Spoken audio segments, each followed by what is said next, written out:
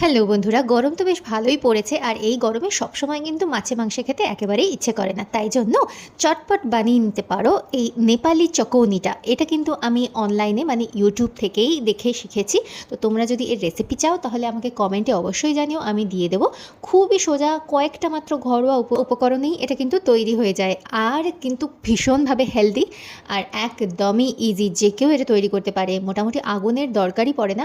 একদম শেষে একটু তড়কা দেওয়ার জন্য যেটুকুনি আগুনের প্রয়োজন হয়, আর একদম সিম্পল। কারণ নেপালি এটা কিন্তু নেপালি একটা কমফোর্ট ফুডের মধ্যে পড়ে, আর আমি তো খুবই সিম্পল একজন ফুড ইটার, আর সেই জন্য আমার কিন্তু এটা ভীষণই ভালো লেগেছে।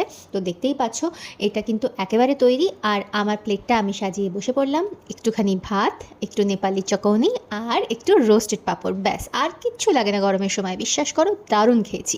তোমরাও খেও, অবশ্যই আমাকে জানিও। আর এই ভিডিওটা লাইক সাবস্ক্রাইব করে দিও। বাই।